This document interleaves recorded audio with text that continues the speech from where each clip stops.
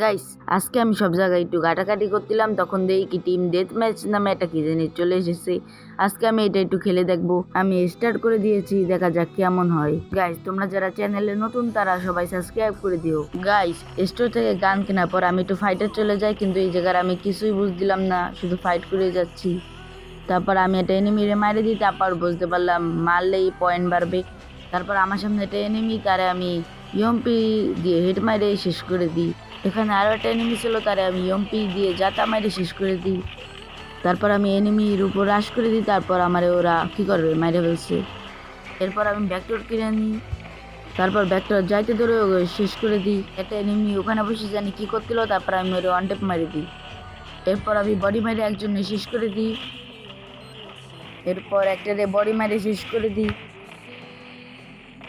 এরপর আমি একটা আকাম করি, তোমরা নিজেই দেখে নাও।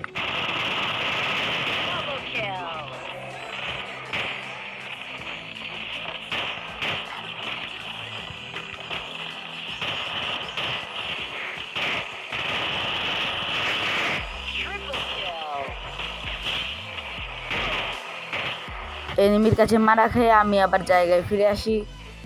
তারপর আমি এনিমির গায়ে গ্রেনেড মারি, তাতে এনিমির কিছুই হয় না।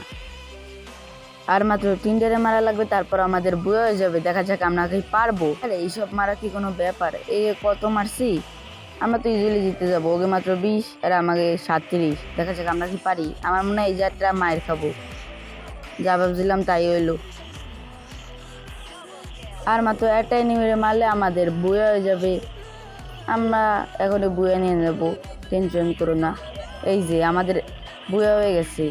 গাইস, আজকের ভিডিও এই পর্যন্তই ছিল। ভিডিওটা যদি একটুও ভালো লাগে তো এটা লাইক করে দিও, আর যদি চ্যানেলটাকে সাবস্ক্রাইব করা না থাকে তো অবশ্যই সাবস্ক্রাইব করে দিও। টাটা।